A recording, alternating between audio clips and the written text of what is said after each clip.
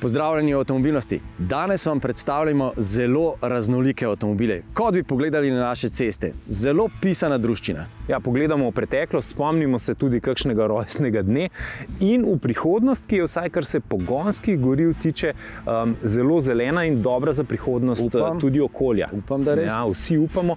Pogledamo pa še dva zelo znana modela, ki sta povsem nova, Peugeot 308 in pa Opel Astra. Za konec pa prižgemo še V8 motor, ki zdravi simptome. Tistega pravega, ameriškega, ko je bil še čas Big is Beautiful. Ampak to izhaja še enih drugih časov. Iz časov, ko so v Ameriki za galono, kar je 3 litre, plačali manj, kot smo mi plačali za 1 liter bencina oziroma dizla. Tako je. In zdaj prihajajo pa druge težave. Ja, kaj pa če vse skupaj pretvorimo iz litrov in galon v, recimo, kilograme.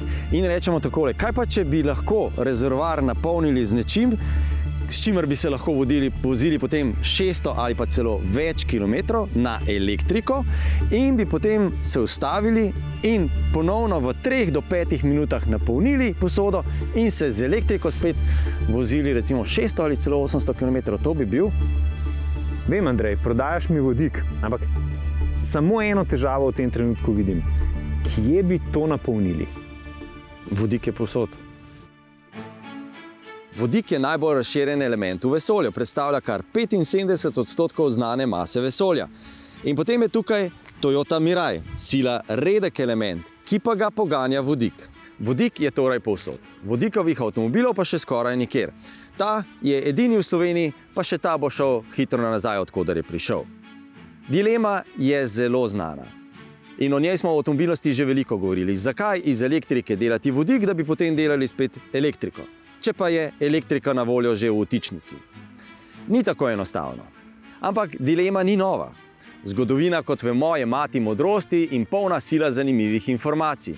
In tudi tekma med različnimi energijami, ki bi poganjali vozila, ni nova. Prvi avto je bil električni, 5 let kasneje je bil registriran prvi bencinski. Nekoč, tam okrog leta 1900, je bilo v New Yorku kar 90% električnih taksijev. In takrat so govorili, da so bencinski avtomobili goreče bakle in nikar jih ne kupujte. Pred dobrimi 17 leti pa sem sam preizkusil prvi avto na vodik v ameriški puščavi Arizona pod žgočim soncem. Sporočilo je bilo kristalno jasno.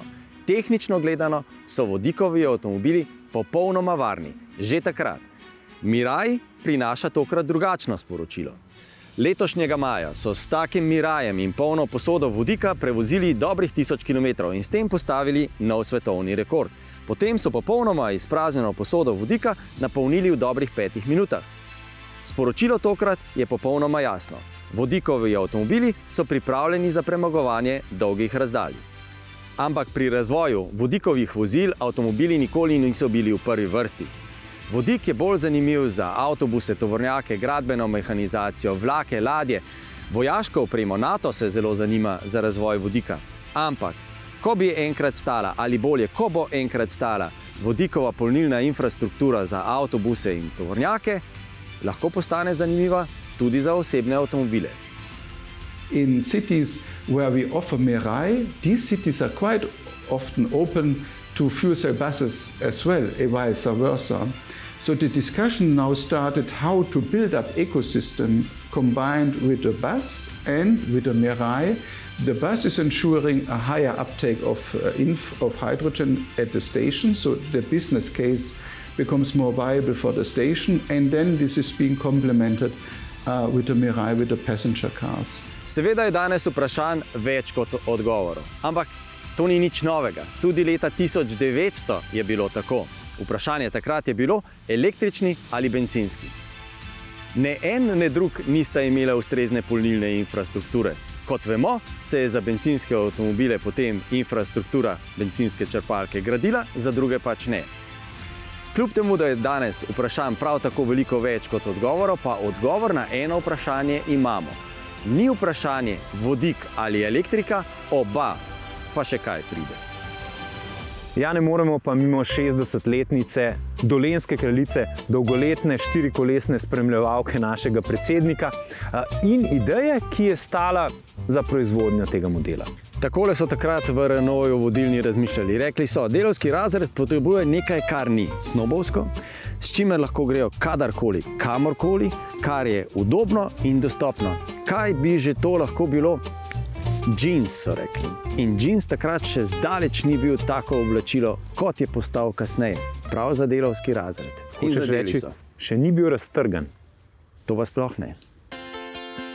Bili so časi, ko so avtomobili svoje premiere doživeli na avtomobilskem salonu. V Ženevi, v Frankfurtu, francoski avtomobili večinoma v Parizu. Ampak že jeseni, pred točno 60 leti, je ena avtomobilska znamka pa podvomila, da lahko avtomobilski salon da ves tisti pomp, ki je potreben ob predstavitvi novega modela. Ker katrca je seveda ljudski avtomobil in zato je treba med ljudi. Zato so takratni marketingerji registrirali 200 katrc, vanj dali šoferje, ki so se potem vozili v tistem času salona po pariških ulicah in takrat, ko so jih zainteresirani zaštopali, so se potem ti šoferji presedli na sovoznikov sedež in pustili, da je katrca na te zainteresirane Parižane spustila svojo čarovnijo. In ta čarovnija ni ugasnila niti leta 92, ko so katrco nehali izdelovati. In kot vidimo, bo živela tudi v dobi elektromobilnosti. Ampak preden pridemo do električne katrce, gremo en krog s ta staro.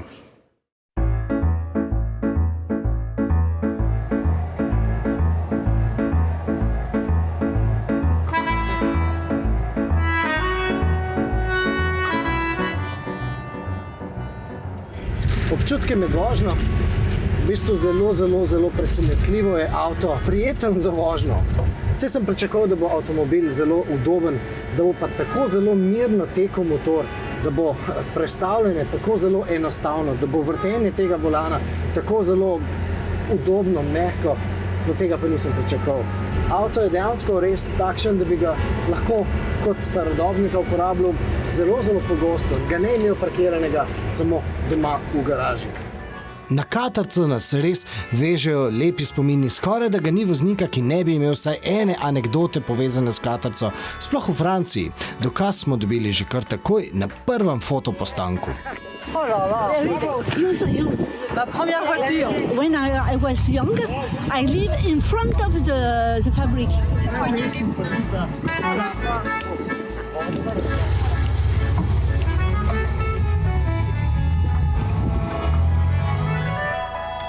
Katrca je v osnovi nastala kot odgovor na Citroenovega spačka, ki je nastal 10 let pred tem. In Citroen spaček je bil seveda narejen predvsem zato, da so imele francoske kmetice možnost, da so se peljale v soboto zjutraj na tržnico oziroma da so v svojem avtomobilu peljale več ducatov jajc in da se po tistih makadamskih podeželskih cestah ta jajca seveda na poti na tržnico niso razbile. In seveda katrca je v osnovi bila ravno takšen udoben traktor, ampak puna bistveno več. In seveda spet je nastopil marketinški potencial in takrat so si zamislili katrco Parisien. Parižanko, seveda. It was a partnership with the woman magazine Elle. The operation was called Elle prend le volant. So she takes the steering wheel. The test drive fleet consisted in several hundreds of cars.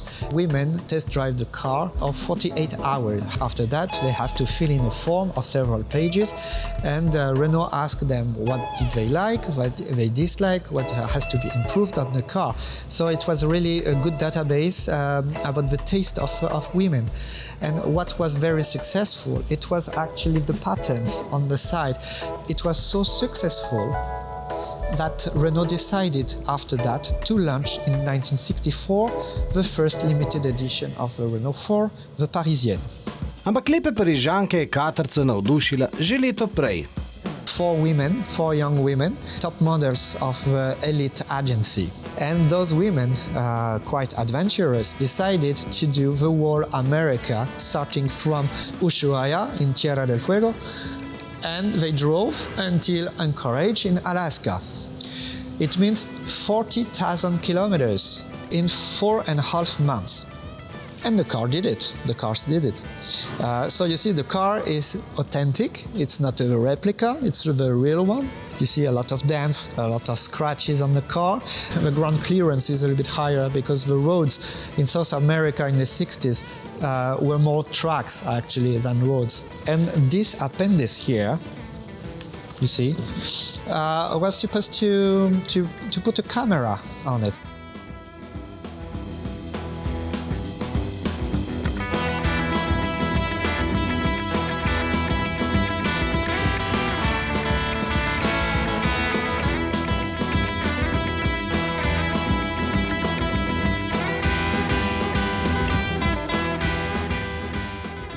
Well, at that time, crossing South America was quite a performance because there were some dictatures as well, and the ladies disappeared, and we didn't have any GPS or any cell phone at that time, so people really started to be worried about them, but actually they reappeared some days later, and they just had fun with some guerrilleros and making good memories of their trips. So finally, they were safe and sound.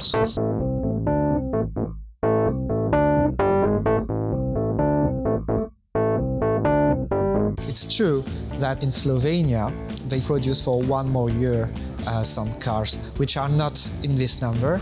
So it means that actually we have more than that produced. So it's even more impressive. Za četrti največkrat izdelani avto v nespremenjeni obliki se razume, da je doživel številne predelave, olepšave, dodelave, izboljšave. Mnogo teh je skrbno shranjenih v prostorih tovarne v Flanu, kjer ekipa 8 arhivarjev ohranja kolekcijo 850 starih Renaultov v kar se da prvinski kondiciji. Renault namreč nima svojega uradnega muzeja, kjer bi avti stali. Naloga arhivarskih mehanikov je namreč skrbeti, da je vsak avto v zbirki vozen. No, za potrebe obletnic kot je letošnja včasih priprave tudi kaj nepričakovanega, odštekanega. En dan prezgodaj smo jih obiskali, da bi lahko v živo videli letečo katrco. Smo pa obiskali Renault atelje na Elizejskih poljanah, prvi in zadnji avtomobilski prodajni salon na tej ultradragi pariški aveniji. V njem pa smo si pogledali tudi eno od električnih katrc. For the 60th anniversary of the Renault 4, at Renault Classic we decided to do some retrofit with some cars in the city. You know, in Paris you cannot drive an old car anymore, and in a lot of big cities in Europe as well. So there is a demand. Some people would like to still drive an old car, to have a style of old cars, but they need to retrofit it into electric vehicle. We are testing the thing. We don't know. Maybe in the future there is a market that will appear for this kind of vehicle.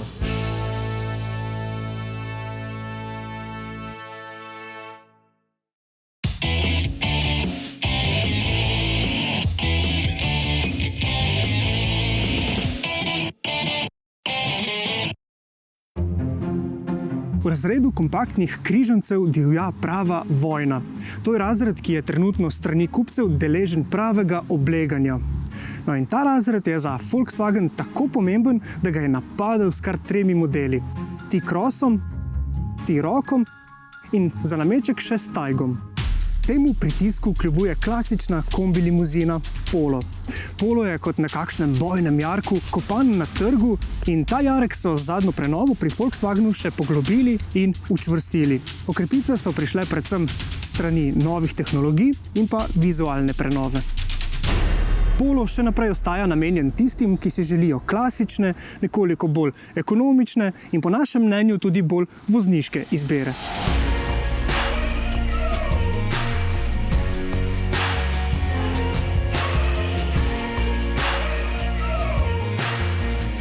Čeprav so tudi številni križanci vozniško zelo prepričljivi, je Polo pri dinamiki še vedno korak spredaj, tudi če na maski nima značilne rdeče črte. Litrski trivaljnik z 81 kW in oznako TSI je po našem mnenju merilo uglajenosti v tem segmentu. Če pri ostalih trivaljnikih zaznamo značilne tresljaje, jih tu praktično ni. Hvalimo tudi asistenčne sisteme, predvsem sistem Travel Assist, ki s pritiskom na en gumb vklopi radarski tempomat in zadrževanje vozila na sredini voznega pasu. Delovanje sistema je še toliko bolj učinkovito, ker je volanski obroč odslej kapacitiven. To pa pomeni, da asistenčni sistemi za nemoteno delovanje ne potrebujejo več nadležnih drobnih zasukov.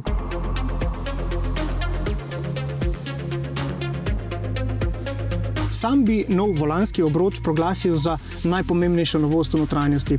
No, seveda pa ne gre prezreti dejstva, da je potniška kabina odslej nekako po vzoru Golfa in električnih modelov ID povsem digitalizirana. Ampak k sreči tudi pametno digitalizirana. Dobra novica je, da matrični žarometi postajajo nekaj vse bolj običajnega. No in tako so pri Polu serijsko na voljo že pri srednjem nivoju opreme.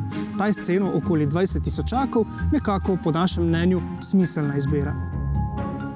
Z novimi tehnologijami in bolj dinamičnim videzom Polo torej ostaja poletno svež.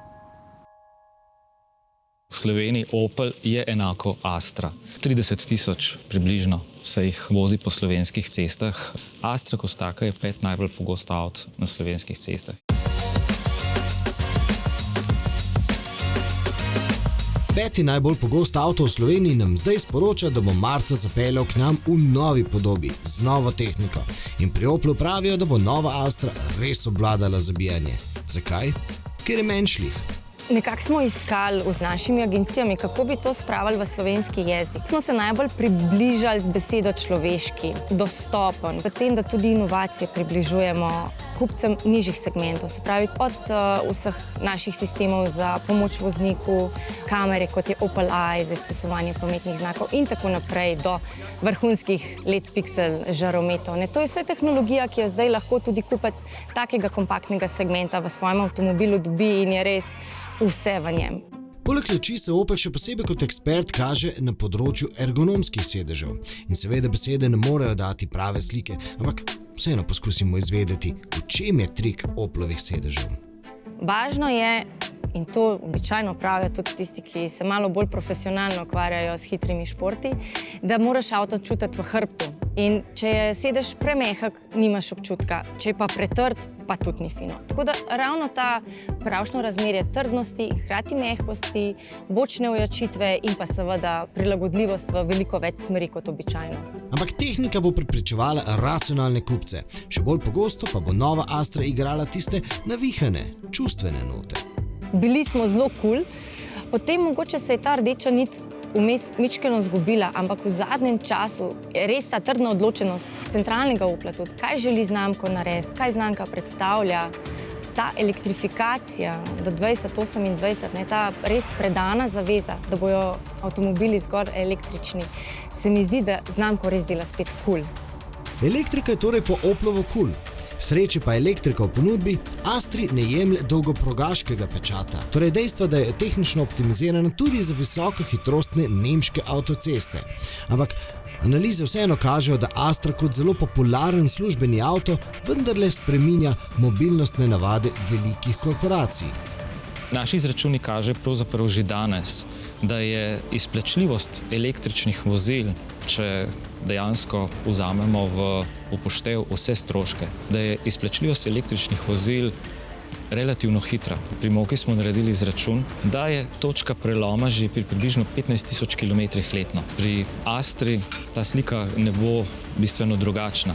In seveda podjetja pravzaprav praviloma delajo večje število kilometrov in zdi se mi, da bo zanimanje za električne oblike pogona precej večje, kot je morda videti na prvi pogled.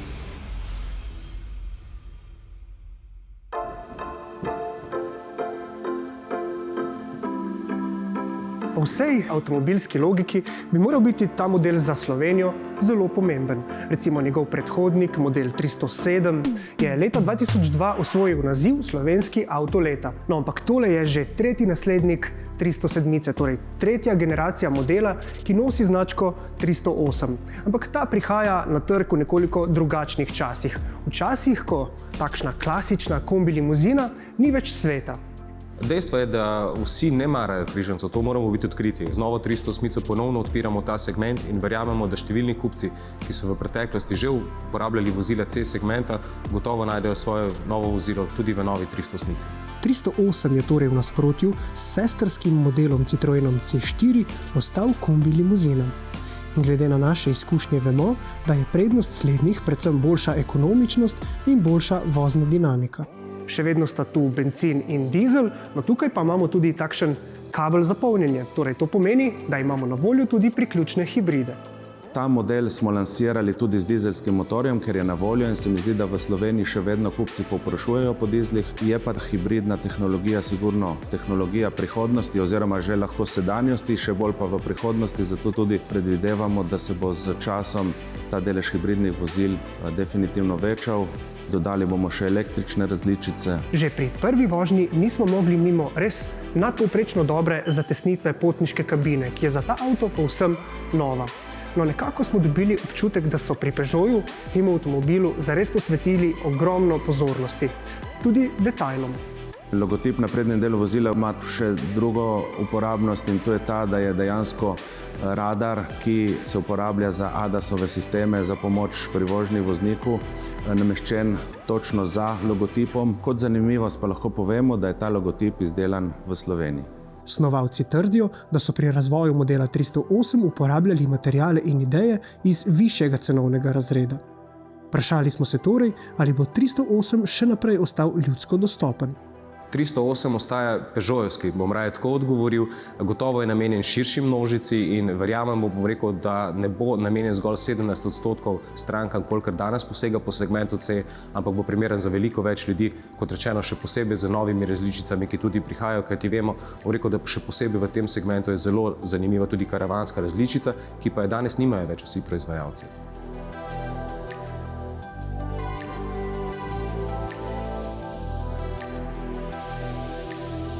O Mustangu smo v avtomobilnosti že zelo veliko govorili, od tega, zakaj ne teče konj v desno, tako kot bi marketinško oziroma dizajnersko moral, ampak teče v drugo smer, ker je divji konj, do tega, da se je z Mustangom začelo eno najbolj epskih lovljenj na filmskih platnih, sicer s Stevom McQueenom v glavni vlogi, ampak nismo vam pa povedali še ene zanimive informacije, da ima nekdo iz naše redakcije tudi Mustang tattoo. Mogoče prav ta, ki vam ga bo predstavil, ampak to je manj zanimivo, bistveno bolj zanimivo se mi zdi in nisem prepričan, da Sebastian to ve, ki Mustang zelo dobro pozna, da čeprav je Mustang v Ameriki nastal kot tipično moški muscle car, pa je v resnici zelo pomemben v smislu emancipacije žensk v avtomobilskem svetu v Ameriki.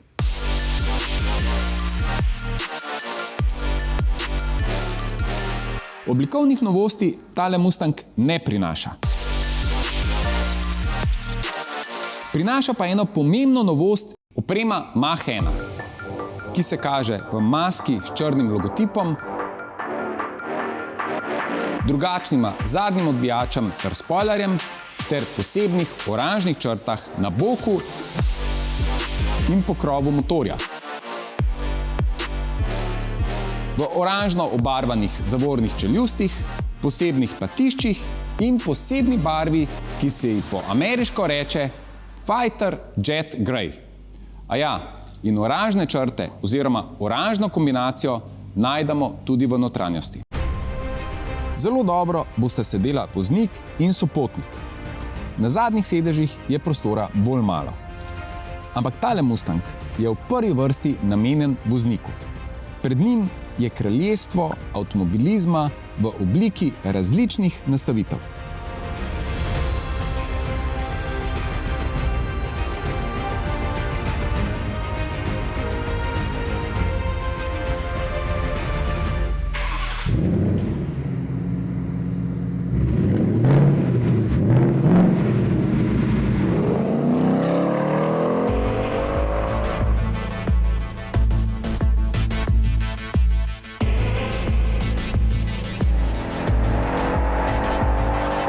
Najvišjo dovoljeno omejitev v Sloveniji tale Mustang doseže v približno 5 sekundah.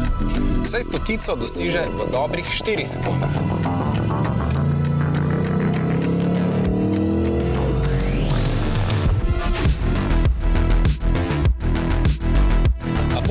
pospeševanje z mesta navdušijo 10-stopenjski samodejni menjalnik, 556 Nm navora in 338 kW.